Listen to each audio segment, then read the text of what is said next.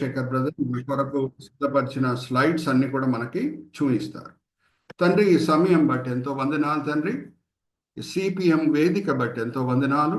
ఎంతో కృషితో, ఎంతో భారంతో తండ్రి, ఎంతో దూర దర్శనంతో ఇద్దరు బిషప్స్ కూడా, సింగం గారు, భాస్కర్ గారు, ఈ వేదికని స్థాపించటమే కాదు తండ్రి, ఈ వేదికను ఎంతో ప్రయాసపడి ముందుకు తీసుకొని వెళ్తున్నారు. ఇద్దరు బిషప్స్ ని కూడా దీవించండి, ఆశీర్వదించండి. నిన్న కూడా తండ్రి బిషప్స్ కౌన్సిల్లో వాళ్ళు తీసుకున్న నిర్ణయాలంతా కూడా దాన్ని బట్టి మిమ్మల్ని మేము స్తుతిస్తున్నాం. ఇద్దరికి కూడా ఇవ్వబడిన బాధ్యతలు వాళ్ళు మీ మహిమార్థమై నెరవేర్చేటట్లు తండ్రి వాళ్ళని బలపరచండి. ఈ సమయంలో తండ్రి వేదిక మీద వచ్చిన ప్రతి వ్యక్తిని మీ చేతిలో అప్పచెప్తున్నాం. వాళ్ళకు కూడా ఎన్నో పనులు ఉండొచ్చు, సేవతో కూడిన కార్యములు ఉండొచ్చు, కానీ మేము ఈ విజ్ఞాపన ప్రార్థన పరిచర్యలో పాల్గొవాలి అని బద్దు సింధుల్లో నించుండేవారు దేవుని దృష్టిలో ముఖ్యమైన వాళ్ళని గ్రహించి ఈ విజ్ఞాపన ప్రార్థన పరిచర్యలో పాల్గొండుటకు వాళ్ళు వచ్చి ఉన్నారు. తండ్రి, ఇప్పటి వరకు చేసిన ప్రార్థనలన్నీ కూడా మీ కృపాసింహాసనం చేరి ఉన్నాయని మేము నమ్ముచున్నాం. ఒక్కొక్కరి ప్రార్థన పరిశుద్ధాత్మ బలంతో చేయబడిన ప్రతి ప్రార్థన తండ్రి వాళ్ళు ఎంతగా ఒక్కొక్కరు ఆత్మికంగా ఎదిగి ఉన్నారో అదే రుజువుపరుస్తున్నది.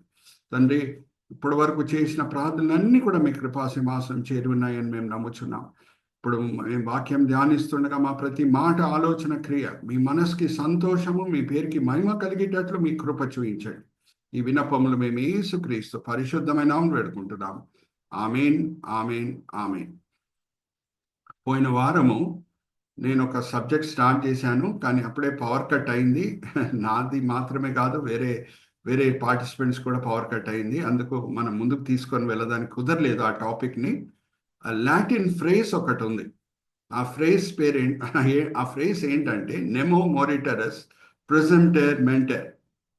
దాని అర్థం ఏంటి కూడా నేను పోయిన వారం ఇంట్రొడక్షన్లో చెప్పాను, మరీ గుర్తు చేస్తున్నాను.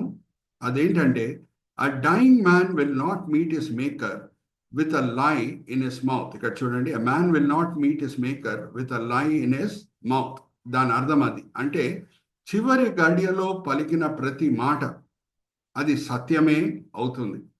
అందుకే Indian Evidence Act section 32 sub clause 1లో కూడా ఏమని రాయబడి ఉందంటే, ఏ న్యాయాధిపతి అన్న తీర్పిచ్చే సమయంలో ఆయన ముందు డైయింగ్ విట్నెస్ది ఒక స్టేట్మెంట్ ఉంటే, చనిపోయే వ్యక్తి సాక్ష్యం ఉంటే, దాన్నే సత్యమని ఆధారం చేసుకొని తీర్పు ఇవ్వాలి అని Indian Evidence Act section 32 sub class 1 కూడా చెప్తుంది. ప్రపంచం అంతా కూడా చనిపోయే వాళ్ళ సాక్ష్యంని గుడ్డిగా నమ్ముతారు. ప్రపంచంలో ఉన్న చట్టం ఎక్కడ మనం చూసినా సరే, ఏ దేశంలో చూసినా సరే, they regard the dyeing declarations as the truthful declarations. అయితే బైబిల్లో చివరి గడియల్లో పలికిన మాటలు కొన్ని భక్తులది, దాని ద్వారా మనం ఏం పాఠములు నేర్చుకోవచ్చు అనేది మనం పోయిన వారం స్టార్ట్ చేశాము ధ్యానించడం ఈ సిరీస్ మీద. ఉదాహరణకు నేను చెప్తున్నాను, చివరిలో కూడా నేను చెప్తాను. పౌలు భక్తుడు చెప్పిన చివరి మాటలు, మంచి పోరాటం నేను పోరాడి తిని, నా పరుగుని నేను ముగించి తిని. దానివలన మనం నేర్చుకునే పాఠం ఏంటి? క్రైస్తవ జీవితము ప్రారంభం ఎంత ముఖ్యమో సమాప్తం కూడా అంతే ముఖ్యం. మన ముందే ఎన్నో కేసెస్ కనిపిస్తూ ఉంటాయి. మనము వాళ్ళ పేర్లు చెప్పడానికి మన మనసాక్షి ఒప్పుకోదు. వాళ్ళ పరిచర్యలు ఎంతో చక్కగా కొంచెంమంది స్టార్ట్ చేశారు, ఇప్పుడు నవ్వుల పాలు అయిపోయారు, వాళ్ళ గురించి జోక్స్ వస్తున్నాయి. అయితే మనం నేర్చుకునే పాఠం ఏంటంటే, క్రైస్తవ జీవితం ప్రారంభం ఎంత ముఖ్యమో సమాప్తం కూడా అంతే ముఖ్యం. చివరి గడియలో పౌలు భక్తుడు చెప్పిన మాటలు. అయితే ఈ దినము నేను కొన్ని సబ్హెడింగ్స్తో కూడిన కొన్ని రైమింగ్ వర్డ్స్తో కూడిన సబ్హెడింగ్స్ మీ ముందు తీసుకొని వస్తున్నాను. చివరిలో నేను అడుగుతాను, నేను వాడిన సబ్హెడింగ్స్ ఏంటో మీరు చెప్పగలగాలి. చందు బ్రదర్ మనకి చూపిస్తున్నారు చూడండి. నెక్స్ట్ స్లైడ్ మనం వెళ్దాం. Chandu brother, prophecy, brevity, availability అన్ని రైమింగ్ వర్డ్స్ అండి, వాయితో ఎండ్ అయ్యే words. Exemplary, certainty, maturity, victory and voluntary.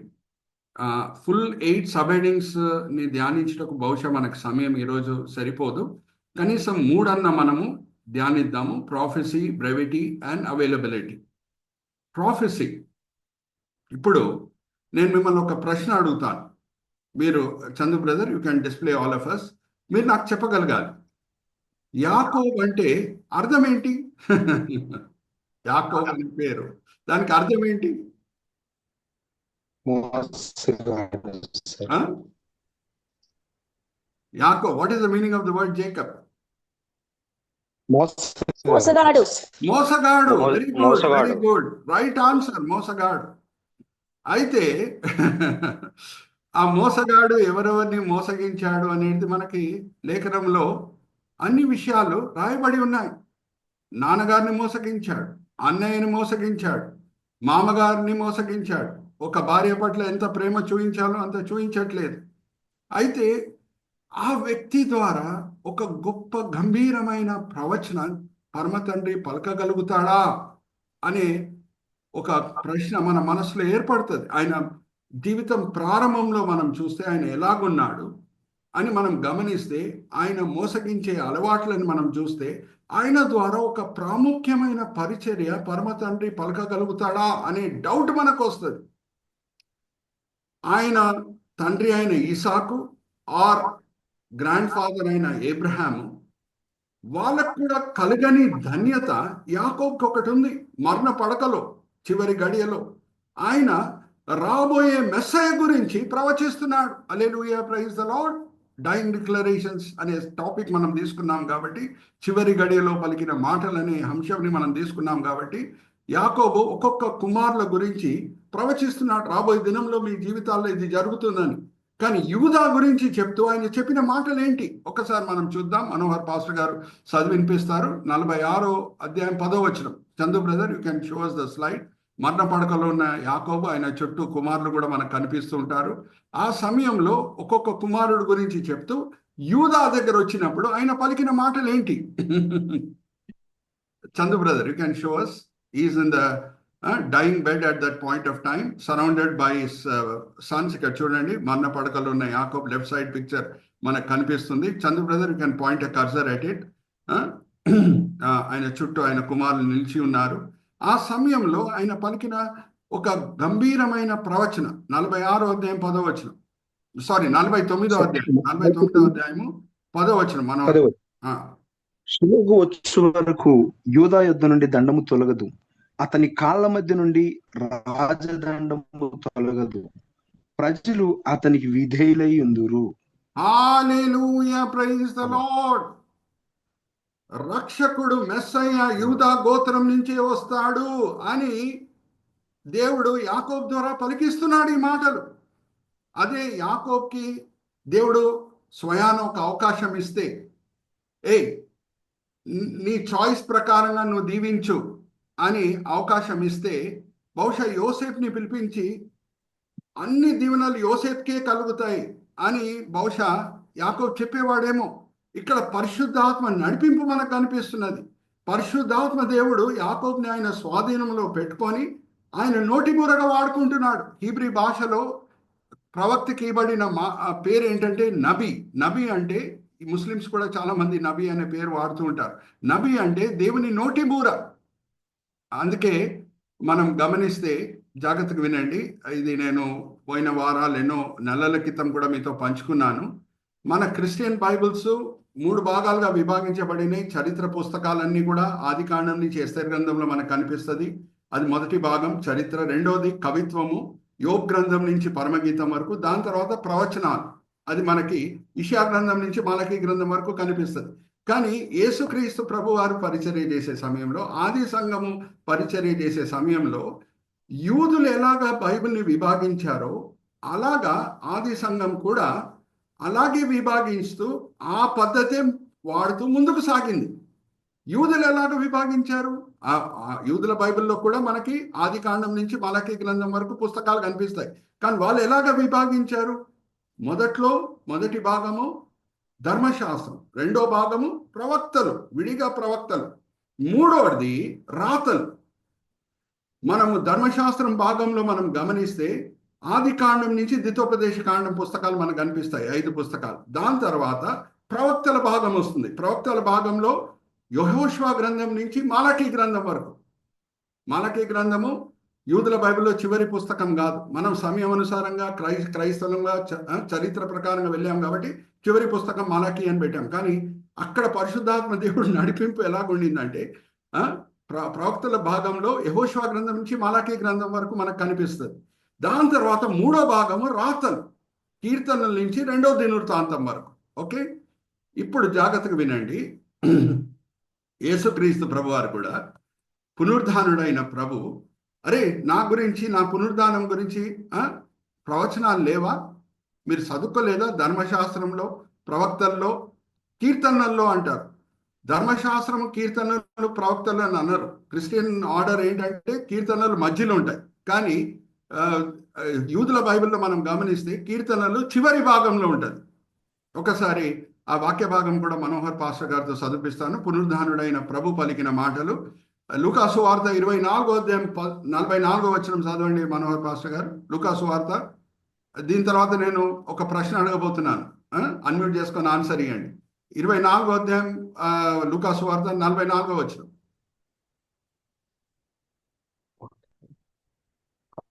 అంతటా ఆయన ప్రవక్తల గ్రంథములలోను కీర్తనలలోను నన్ను గూర్చి వ్రాయబడినవన్నీ నెరవేరవలనని మాటలు నెరవేరువని వారి.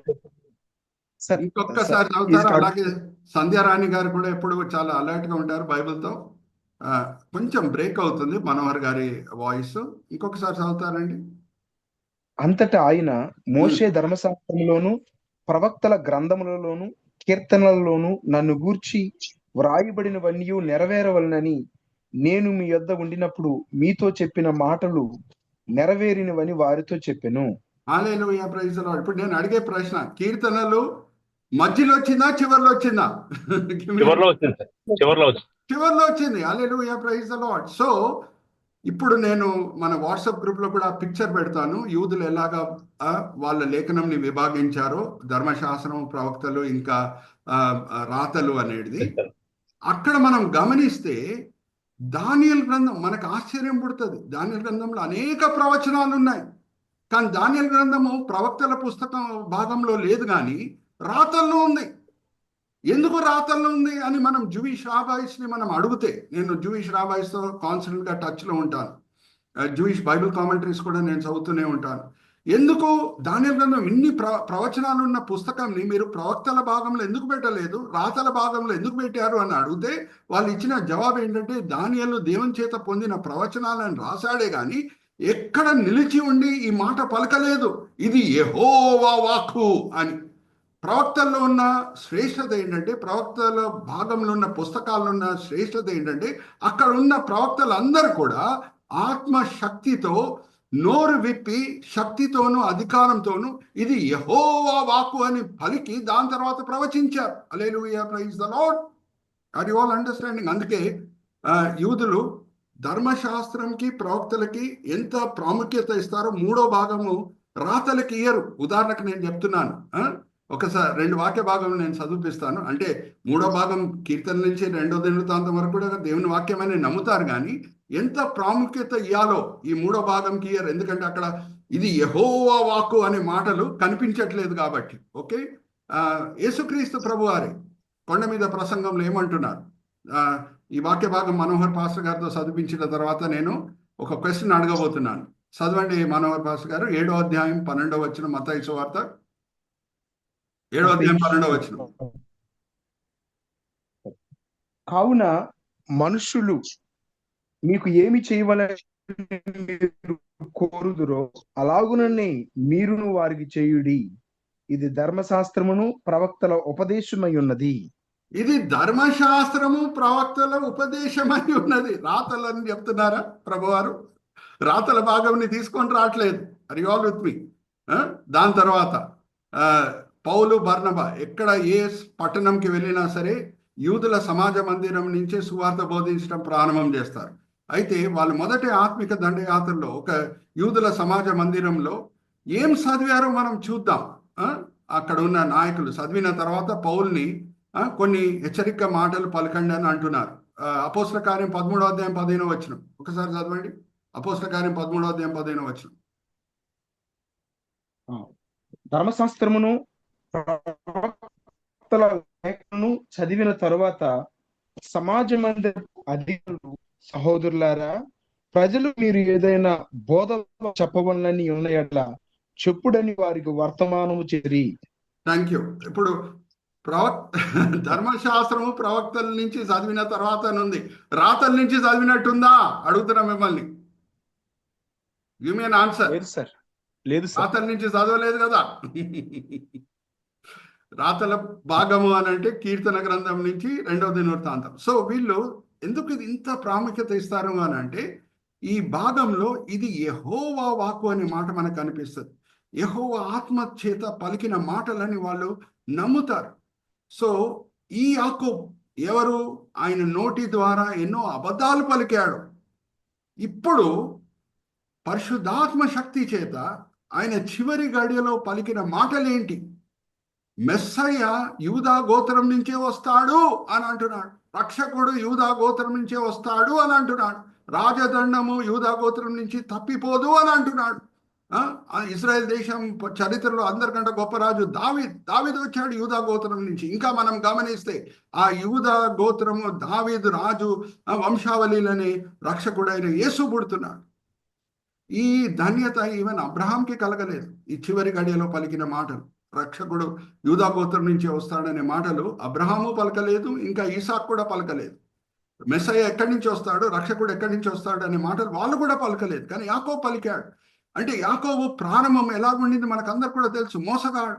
కానీ దేవుడు ఆయనను పవిత్రపరిచాడు. ఇప్పుడు మనం నెక్స్ట్ స్లైడ్కి మనం వెళ్దాం. దేవుడు చెప్పిన మాటలు ఒకటి, యెషయా గ్రంథం 55వ అధ్యాయం 9-10 వచనాలు. నేను అన్ని కూడా చదివించట్లేదు, మనకు సమయం లేదు కాబట్టి. నా ఆలోచనలు మీ ఆలోచనలు లాంటివి కావు, నా తలంపులు మీ తలంపులు లాంటివి కావు. ఇక్కడ చూడండి, నేను హెడ్డింగ్ పెట్టాను, చందు బ్రదర్ కూడా మనకు కర్సర్ పెట్టి చూపిస్తారు. From walking spiritually lame to spiritually walking alright. ఇక్కడ చూడండి, ఎప్పుడు యాకోబు సరిగా నడుచుకున్నాడో, అంటే కుంటోడు కాదు, అప్పుడు దేవుని దృష్టిలో మోసగాడై ఆత్మికంగా కుంటోడై ఉన్నాడు. లెఫ్ట్ సైడ్ పిక్చర్ మీద కర్సర్ పెట్టండి చందు బ్రదర్. ఎంతో చక్కగా చందు బ్రదర్ మనకు డిస్ప్లే చేస్తున్నారు చూడండి. లెఫ్ట్ సైడ్ పిక్చరు కుంటోడు ఎలాగ నడుస్తున్నాడో మనకు కనిపిస్తున్నది యానిమేషన్లో. సరిగా నడుచుకునే సమయంలో యాకోబు అప్పుడు కుంటోడు కాదు, దేవుని దృష్టిలో ఆత్మికంగా కుంటోడు. కానీ ఏ దినం ఆయన పెనుగులాడాడో దేవునితో. ఇక్కడ చూడండి, పెనుగులాడే పిక్చర్ మిడిల్లో ఉంది. ఆ సమయంలో దేవుడు అడుగుతున్నారు, నీ పేరేంటి అంటే యథార్థంగా ఆయన ఒప్పుకునింది ఏంటంటే యాకోబు. అప్పుడు దేవుడు పెట్టిన పేరు ఏంటంటే, ఈ దినం నుంచి నీ పేరు ఇజ్రాయెల్ అని అంటున్నాడు దేవుడు. హల్లెలూయా, ప్రైజ్ ది లార్డ్. దేవునితో నువ్వు పోరాడి గెలిచావు. అయితే జాగ్రత్తగా వినండి, మనము ఈ పెనుగులాడే అనుభవము గురించి చదివిన తర్వాత యాకోబు చనిపోయే వరకు మనము ఆయన జీవితం గురించి చదివితే యాకోబు మోసగింపబడుటే మనం చూస్తున్నాం, కానీ ఎవరిని తర్వాత మోసగించినట్లు మనకు కనిపించదు. హల్లెలూయా, ప్రైజ్ ది లార్డ్.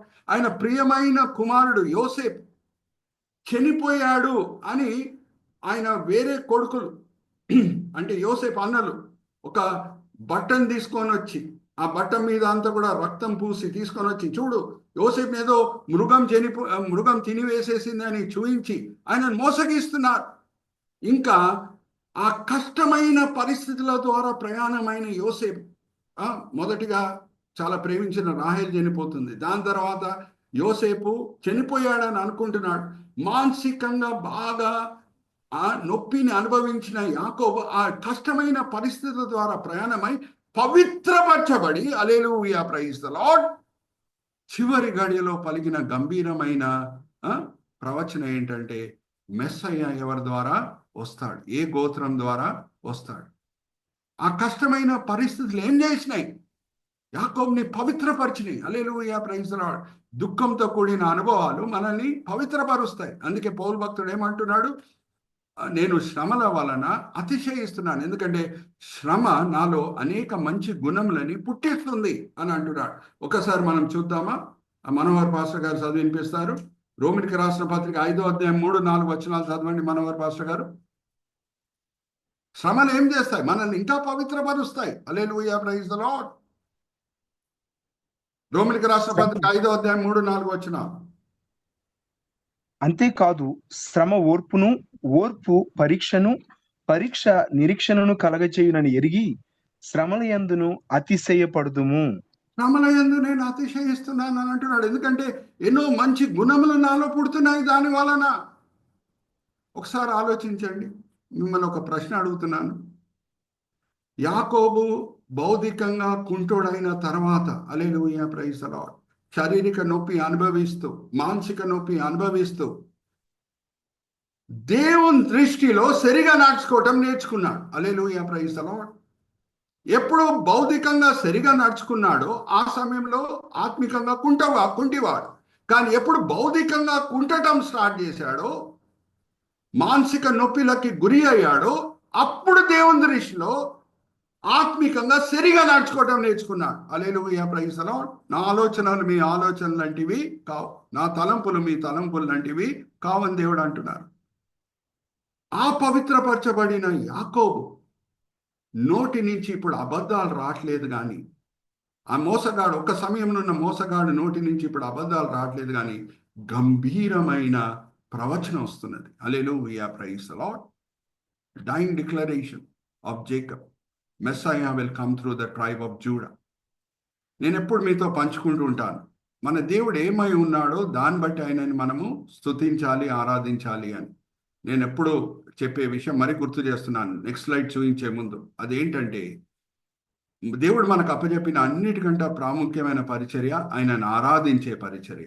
దేవుని ఆరాధించే విషయంలో దేవుడు మన జీవితంలో కుమరించిన దీవెనలు బట్టి ఆయనను ఆరాధించడం మంచిదే. కానీ అన్నిటికంటే శ్రేష్టమైన ఆరాధన ఏమై ఉన్నదంటే, మన దేవుడు ఏమై ఉన్నాడో దాన్ని బట్టి ఆయనను ఆరాధించడం మనము నేర్చుకోవాలి. దేవుళ్ళు ఉన్న మంచి గుణంల బట్టి ఆయనను ఆరాధించడం మనం నేర్చుకోవాలి, దీవెనలు బట్టి కాదు. ఎందుకంటే అప్పుడప్పుడు పరిస్థితులు మన చుట్టూ అనుకూలంగా ఉంటాయి, దీవెనలు తేటగా కనిపిస్తాయి. అప్పుడప్పుడు దీవెనలు కనిపించవు, పరిస్థితులు మన చుట్టూ అనుకూలంగా ఉండవు. కానీ దేవుని మంచితనం అయితే ఎప్పుడు మారిపోదు. హల్లెలూయా, ప్రైజ్ ది లార్డ్. సో అందుకు నేను 46వ అధ్యాయం యెషయా గ్రంథం 10వ వచనం ఎందుకు చదివించాను? దేవునిలో ఉన్న అనేక మంచి గుణంలో ఒక మంచి గుణం ఏంటంటే, ఆయన ఎల్రోయి దేవుడు అంటే అన్ని చూచుచున్న దేవుడు అని. అంటే దాని అర్థం ఏంటి? అన్ని చూచుచున్న దేవుడు అంటే ఎక్కడ ఏ రహస్యమైన పాపం జరిగినా సరే చూస్తాడు, ఎక్కడ రహస్యంగా ఒక మంచి కార్యం జరిగినా చూస్తాడు. ఇంకా అదే కాకుండా రాబోయే దినంలో ఏం జరగబోతుందో చూస్తాడు. Hallelujah, praise the lord. యాకోబు మొదట్లో మోసగాడు అని కూడా చూస్తాడు, పవిత్రపరచబడిన తర్వాత చివరి గడియలో గంభీరమైన ప్రవచన పలికే వ్యక్తిగా కూడా చూస్తాడు. Hallelujah, praise the lord.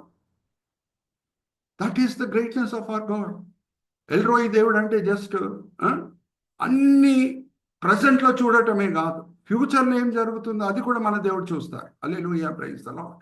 ఇప్పుడు నేను ఒక 2 మౌంటైన్స్ పిక్చర్స్ చూపిస్తున్నాను. Chandu brother, let's go to the next line. అది చూపించే ముందు నేను మిమ్మల్ని ఒక క్వశ్చన్ అడుగుతాను. చందు బ్రదర్ ఇప్పుడే చూపించకండి. What is the tallest peak on planet Earth? అన్నిటికంట ఎత్తైన కొండ Mount Everest. Very good. Wrong answer అని నేను చెప్పను. ఎవరెస్ట్ శిఖరం సార్. ఎవరెస్ట్ శిఖరం అని చెప్పారు, మంచిదే.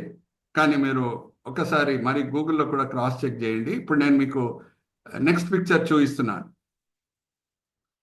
మనమందరం కూడా చిన్నప్పటి నుంచి ఎవరెస్ట్ అనుకొని చదువుకున్నాము. ఇప్పుడు చూడండి, ఈ పిక్చర్ చూడండి. Chandu brother, you can enlarge it. Mount Everest left side ఉంది, రైట్ సైడ్ మౌనా కియా అనే ఫిజీ ఐలాండ్ దగ్గర ఉన్న కొండ కనిపిస్తుంది. Mount Everest 29,028 feet. ఓకే, 29,020 చాలా ఎత్తైన కొండనే, దాంట్లో ఏమీ సందేహం అనేది లేదు. కానీ మౌనా కియా అనే కొండ అది 33,465 ఫీట్. కానీ అది అందరూ ఎందుకు చూడట్లేదు? కారణం ఏంటంటే దాని ఎక్కువ భాగము సముద్రం లోపల ఉంది కాబట్టి. చందు బ్రదర్, జస్ట్ ఒకసారి దాన్ని ఎన్లార్జ్ చేయండి. మౌనా కియా కొండ చూడండి, ఒక భాగము 15,466 ఫీట్ సముద్రం బయట ఉంది, అదే మనకు కనిపిస్తుంది. 18,000 ఫీట్ సముద్రం లోపల ఉంది, అది ఎవరికి కనిపించదు. సో ప్రపంచంలో ఏది అన్నిటికంటే ఎత్తైన కొండ అంటే అందరూ ఏం చూస్తున్నారో కళ్ళ ద్వారా ఏమి వాళ్ళకి కనిపిస్తుందో మౌంట్ ఎవరెస్ట్ అని అంటారు, కానీ మౌనకి అని అన్నారు. ఎందుకంటే ఏ భాగము వాళ్ళకి కనిపిస్తలేదో అది హైట్గా ఎంచరు. కానీ 18,000 ఫీట్ దాని హైట్ సముద్రం లోపల ఉంది. మనకు కనిపించేది మాత్రము ఒక 14,000 ఫీట్ మాత్రమే. ఇప్పుడు జాగ్రత్తగా వినండి. Let's come to the display Chandu brother, show all of us. మనము మానవులంగా ఎవరినన్నా చూస్తే ఒక వ్యక్తిని ఎలాగ జడ్జ్ చేస్తాం? ఏం కనిపిస్తుందో దాన్ని బట్టి మనం జడ్జ్ చేస్తాం. కానీ మన దేవుడు ఎలాగ జడ్జ్ చేస్తాడంటే ఆ వ్యక్తి ఇప్పుడు ఎలాగున్నాడో అలాగ చూడడు, రాబోయే దినంలో ఎలాగా మారుతాడో అది కూడా చూస్తాడు. Hallelujah, praise the lord. దేవుడిని అడగండి, ఇది అన్నిటికంటే ఎత్తైన కొండ ప్రభు అన్నానంటే దేవుడు మౌనకి అనే అంటారు. ఎందుకంటే ఆయనకి సముద్రం లోపల ఉన్న భాగం కూడా ఆయనకి దేవునికి కనిపిస్తుంటది కాబట్టి. Are you all understanding? ఆయనే సృష్టికర్త, 2 కొండలను ఆయనే సృష్టించాడు. Are you all with me? Just ఒక మాట చెప్పి ఈ దినం ముగిస్తున్నాను, ఎందుకంటే టైం అయిపోతుంది కాబట్టి జాగ్రత్తగా వినండి. ఒక వ్యక్తి దగ్గర దేవదూత వచ్చి, ఓ వీరుడా, నిన్ను నేను గొప్పగా వాడుకోబోతున్నాను. న్యాయాధిపతుల గ్రంథంలో మనం చదువుకోవచ్చు, గొప్ప వీరుడా నేను వాడుకోబోతున్నాను అని ఒక దేవదూత చెప్పేటప్పుడు ఆ సోకాల్డ్ వీరుడు ఆ సమయంలో మిద్యానీల భయం చేత దాక్కుని వ్యవసాయం చేస్తున్నాడంట. ఎవరి గురించి చెప్తున్నానమ్మా నేను? చెప్పండి. గిద్యోన్ గురించి. గిద్యోన్ గురించి ఆయన అలాగే అనుకుంటున్నాడు, నాలో పిరికితనం ఉంది అని. వేరే వాళ్ళు కూడా అలాగే అనుకుంటున్నారు. దేవుడు ఆయనకి సేవ ఒక పని అప్పచెప్పినప్పుడు నా కుటుంబం అన్ని కుటుంబాల కంటే చిన్న కుటుంబం అని అంటున్నాడు. కానీ దేవుడు ఆయనలో మౌనాకియా చూస్తున్నాడు. Hallelujah, praise the Lord. Are you all understanding? ఇలాగ వాడుకున్నాడు గిద్యోన్ని మిద్యానీలని ఓడగొట్టుటకు. ఆ మిద్యానీలను ఓడగొట్టినప్పుడు కూడా సోకాల్డ్ పిరికి వాడు గిద్యోను 30,000 కంటే ఎక్కువ సైనికులను తీసుకొని వెళ్ళినప్పుడు దేవుడు ఏమంటారంటే, ఇంతమంది సైనికులు నాకు అవసరం లేదు. మీరు యుద్ధం గెలిస్తే మీ సైన్యం శక్తి చేత గెలిచారు అని మీరు అనుకుంటారు. కొంచెం మంది తీసివేసి ఎవరెవరికన్నా భయం ఉంటే వాళ్ళని ఇంటికి పంపించేయని అంటే చాలా మంది ఇంటికి వెళ్ళిపోతారు. దాని తర్వాత ఇంకా నాకు తగ్గించాలని ఉంది అని దేవుడు ఏం చేస్తారంటే ఒక నీళ్ళ దగ్గర తీసుకొని నీళ్ళు ఎలా తాగుతున్నారు అని పరీక్షిస్తారు. ఎవరెవరు చేతిలో తీసుకొని నీళ్ళు తాగుతున్నారో వాళ్ళు చాలు నాకు అని దేవుడు అంటారు. 400 మంది మిగులుతారు. ఆ 400 మంది యుద్ధంకి వెళ్ళేటప్పుడు, యుద్ధంకి వెళ్ళాలంటే చేతిలో కత్తి ఉండాలండి, ఆర్ ఏమైనా ఈట ఉండాలి, లేకపోతే బాణం ఉండాలి. కానీ ఒక చేతిలో బూరు ఉందంట, ఇంకో చేతిలో ఫ్లేమ్ ఉందంట. హల్లెలూయా, ప్రైజ్ ది లార్డ్. ఎవరు? పిరికి వాడైన గిద్యోన్ సైనికులు చేతిలో కత్తి లేదు, తుపాకీ లేదు, ఈట లేదు, కానీ ఒక చేతిలో బూర, ఇంకో చేతిలో flame. Hallelujah, praise the lord. Are you all understanding? అరే మన దేవుడు ఎల్రోయి దేవుడు అని అంటే ఎక్కడెక్కడ రహస్యంగా అననయ సఫైరా పాపం చేస్తున్నారు, ఆచాన్ పాపం చేస్తున్నాడో అది చూడటమే కాదు, కానీ రాబోయే దినంలో ఏం జరగబోతుందో అది కూడా చూస్తాడు. రహస్యంగా చేసే మంచి కార్యములను కూడా చూస్తాడు. రహస్యంగా చేసే పాపములు మాత్రమే కాదు, అననయ సఫైరా రహస్యంగా పాపం చేస్తున్నారు అది చూడటమే కాదు, కొర్నీలియు ఎటువంటి సత్క్రియలు చేస్తున్నాడో ఆది సంఘంకి తెలియదు, కానీ దేవుడు చూస్తున్నాడు. రాబోయే దినంలో అన్యుల్లో మొదటిగా కొర్నీలియుని దేవుడు మార్చబోతున్నాడు. కొర్నీలియు ఏం అవ్వబోతున్నాడు ముందే దేవుడు చూశాడు. Hallelujah, praise the lord. Are you all with me? ఇక్కడ నేను ముగిస్తున్నాను. ఇంకా నేను వేరే 2 అంశములు తీసుకుంటే ఇంకా టైం అవుతుంది కాబట్టి, దేవుని వాక్యము చుంటి తేనె దారు కంట మధురమైనది. చివరి గడియలో ఒక సమయంలో అబద్ధికుడైన యాకోబు, మోసగాడైన యాకోబు అదే నోటితో ఇప్పుడు దేవుని చేత పవిత్రపరచబడి అభిషేకించబడి పలికిన మాటలు ఏంటంటే, మెస్సయ్య ఈవెన్ యోసేపు గోత్రం నుంచి కూడా రాడు, ఆయన ఫేవరెట్ సన్ యోసేపు గోత్రం నుంచి కూడా రాడు, కానీ యూదా గోత్రం నుంచి వస్తాడు అని అన్నాడు. అలాగే రాజదండము యూదా గోత్రం నుంచి తొలగిపోలేదు. హల్లెలూయా, ప్రైజ్ ది లార్డ్. ఇంకా ఎన్నో ఉన్నాయి. చివరి గడియలో పలికిన మాటలు భక్తులది. దాని ద్వారా మనం అనేక పాఠములు మనం నేర్చుకోవాలి. దేవుని ఇంకా ఆరాధించాలి, స్తుతించాలి, మహిమపరచాలి. నేను ఇక్కడ ప్రార్థన చేసి క్లోజింగ్ ప్రేయర్ చేసి నేను సుందర్ పాల్ అన్నకి అప్పచెప్తాను. ఈరోజు బిషప్ సింగం గారు నాకు పర్సనల్ విండోలో పెట్టారు. ఏమనంటే కొంచెం కొరియన్స్ వచ్చి ఉన్నారని, వాళ్ళతో కొంచెం సమయం గడపాలని. I will make a closing prayer and hand over the floor to Sundar Paul అన్న. పరమ తండ్రి, ఈ సమయం బట్టి ఎంతో వందనాలు తండ్రి. ఈ వేదిక బట్టి ఎంతో వందనాలు. ఈ సమయంలో తండ్రి, ఈ వేదిక మీద వచ్చిన సేవకులందరూ కూడా వేరేదో పనులు చేసుకొని ఉండొచ్చు, కానీ మేము విజ్ఞాపన ప్రార్థన పరిచయంలో పాల్గొవాలి. మేము కూడా ఆత్మికంగా వాక్యపరంగా బలపరచబడాలి. వాక్యంలో ఉన్న మర్మాలు మేము గ్రహించాలి. మా సంఘాల్లో కూడా మేము బోధించాలి అని ఎంతో మంచి ఉద్దేశంతో వాళ్ళు వచ్చి ఉన్నారు. అందరినీ కూడా మీరు తృప్తిపరచున్నారు, దీవించున్నారు, ఆశీర్వదించున్నారని మేము నమ్ముచున్నాం. అలాగే తండ్రి, ఈ సమయంలో సహోదరుడు క్రిస్ బ్రదర్ కొరకు కూడా మేము ప్రార్థన చేస్తున్నాం. ఆయన సింగపూర్ ప్రయాణమై వెళ్ళి ఉండగా అక్కడ మీ నోటి బోరగా వాడుకోండి, మీ మహిమార్థమై మీ పనిముట్టుగా వాడుకోండి. అక్కడ అనేకులని బలపరిచేటట్లు తండ్రి మీ కృప చూయించండి. సిపిఎం పరిచర్య చేత మీరే మహిమ పొందండి.